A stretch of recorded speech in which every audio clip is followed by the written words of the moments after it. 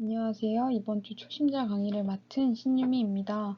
앞서 진행했던 셋에 이어서 이번 주는 맵에 대해서 배워보도록 하겠습니다. 우선 첫 번째로 맵이 무엇인지를 알아보기에 앞서 이전 시간에 배웠던 연관 컨테이너에 대해 간단하게 복습을 진행하겠습니다. 연관 컨테이너는 셋과 맵을 포함하는 컨테이너로 원소 자체를 보관하는 벡터, 리스트, 덱과는 다르게 키 밸류의 구조를 띠고 있는 것입니다. 이를 통해 키를 바탕으로 이에 대응되는 값을 얻을 수 있는 구조가 되어 특정 키가 연관 컨테이너 내에 존재하는지, 특정 키에 대응되는 값이 무엇인지를 확인할 수 있습니다. 다음으로 맵을 배우기 이전에 맵의 기본적인 형태인 페어에 대해서 간단하게 알아보도록 하겠습니다. 페어는 맵의 기본적인 형태로 두 객체를 하나의 객체로 다룰 수 있는 구조체입니다. 예를 들어 아이디와 비밀번호를 각각의 객체 하나하나라고 했을 때 아이디와 비밀번호 두 가지의 객체를 묶은 쌍 자체를 하나의 객체로 본다는 의미입니다. 그림으로 조금 설명을 드리면 아이디가 하나의 객체로 있고 패스워드가 하나의 객체로 있으면 이 두 가지는 스트링 그리고 그냥 st라고 쓰겠습니다. 그리고 int 이렇게 두 가지로 표현할 수 있다고 가정을 하게 되면 이 스트링과 int형으로 이루어진 각각의 객체를 하나의 객체로 본다는 의미가 되는 것입니다. 이게 바로 페어라는 것이 되는 것입니다.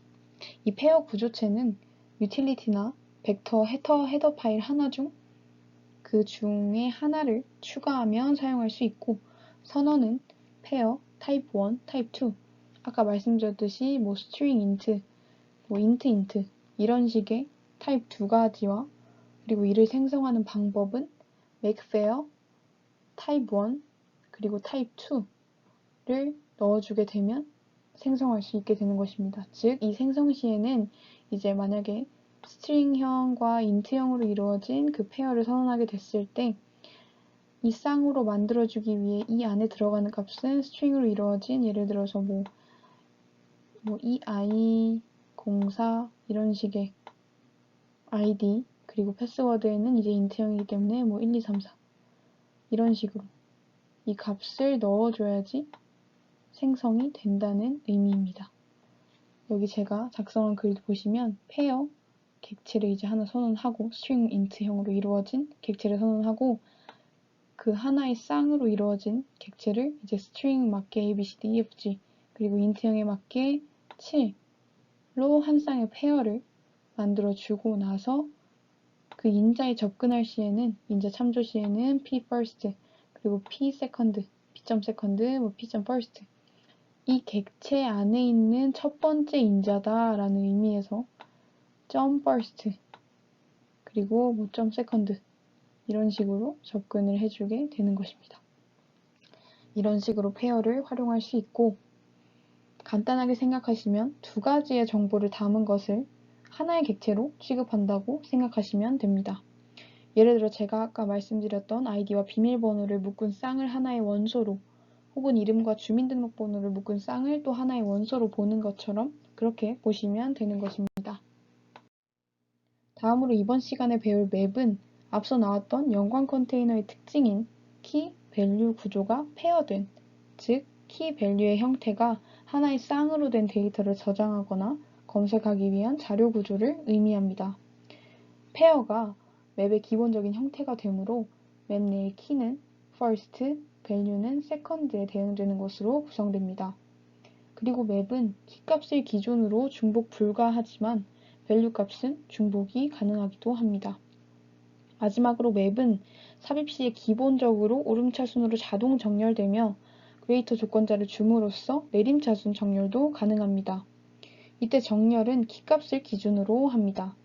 즉 맵은 키와 밸류로 이루어진 하나의 쌍을 원소로 갖는 컨테이너로 키값을 기준으로 자동 정렬되며 키값은 중복이 불가한 것으로 알고 계시면 됩니다. 셋과 함께 연관 컨테이너에 포함되어 있으므로 키 밸류 구조를 하나의 원소로 가진다는 점 이외에는 두 컨테이너가 가지는 특징은 거의 차이가 없습니다. 다음으로 맵의 선언 및 초기화 방식에 대해서 알아보도록 하겠습니다. 맵을 사용하기 위해서는 우선적으로 맵 헤더 파일을 추가해야 하고, 그리고 맵 타입 1, 타입 2, 변수 이름과 같은 형태로 선언을 진행해야 합니다.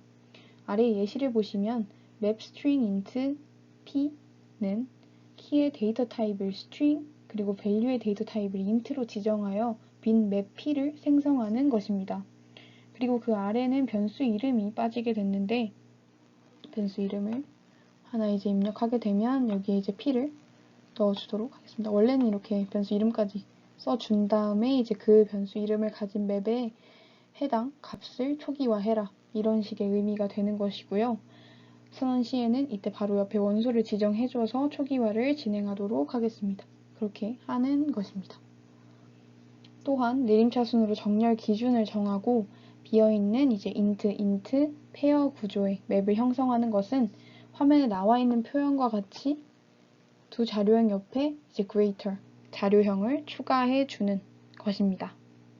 그리고 마지막으로 우리가 인자에 접근할 시에는 맵의 기본 형태가 페어이므로 페어에서 인자에 접근하는 방법과 똑같이 first, second를 통해서 접근해 주면 됩니다. 마지막으로는 맵의 멤버 함수를 살펴보도록 할 것인데, 이는 사실상 set과 동일해서 한번 읽어보시면 될 것 같습니다. 넘어가서 맵의 삽입, 찾기, 삭제를 진행하는 예제를 보도록 할 것인데, 먼저 삽입을 어떻게 진행하는지 보도록 하겠습니다. 맵의 삽입은 두 가지 방식으로 진행할 수 있는데, 먼저 맵 페어를 통해 하나의 쌍을 만들고 맵 내에 인설트로 넣어주는 방법, 아래에 보시는 해당 그림과 같은 방법과, 그리고 대괄호를 통해서 바로 쌍 자체를 맵 내에 넣어주는 방법 등이 있습니다. 아래 예제를 직접 따라서 쳐보시고 실행하시면 어떤 식으로 저장되었는지 확인해 보실 수 있으실 겁니다. 이때 우리가 삽입 시에는 키값을 기준으로 자동 정렬되므로 삽입 순서와는 상관없이 알파벳 순서에 따라 오름차순으로 저장되어 나타날 것입니다. 다음으로는 찾기를 진행하는 예제인데, set과 멤버 함수가 대부분 흡사해서 크게 다르지가 않습니다. 다만 키값을 통해 find를 진행하고 발견한 키값에 해당하는 밸류 값을 얻어낼 수 있는 것이 차이입니다. 마지막으로는 삭제인데, 역시나 키값을 기준으로 삭제를 진행할 수 있고 clear나 erase를 통해서 전체 요소에 대한 삭제를 바로 진행할 수 있기도 합니다. 키값을 기준으로 요소를 삭제하는 방법은 이제 키를 erase 옆에다가 넣어주거나, 아니면은 이 값이 확실하게 이 맵 안에 존재할 경우에는 find 함수를 통해서 그 위치를 찾고 그 위치를 erase에 넣어주게 되면, erase 함수에 넣어주게 되면 그 요소를 직접적으로 삭제할 수 있게 되는 것입니다. 다시금 말씀드리면 맵은 키와 밸류로 이루어진 하나의 쌍을 원소로 갖는 컨테이너로 키값을 기준으로 자동 정렬되며, 그리고 그 키값은 중복이 불가하다 라는 것으로 요약해서 보시면 되는 부분이었습니다.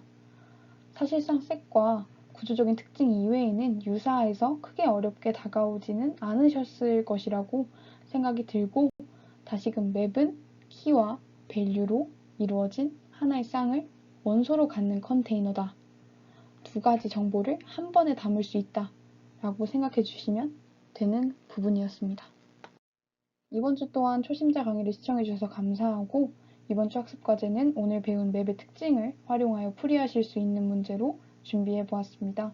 조금 어려우실 수도 있지만 맵을 복습하고 활용해 보는 것에 좋을 것이라는 생각이 들고, 2월 6일까지 정답이 뜬 화면을 캡처해서 구글 폼이나 어플리케이션을 이용해서 제출해 주세요. 강의와 문제를 통해 문제풀이에 용이한 도구들을 사용해 볼 수 있는 기회가 되었으면 좋겠습니다. 부족하지만 지금까지 시청해 주셔서 감사합니다.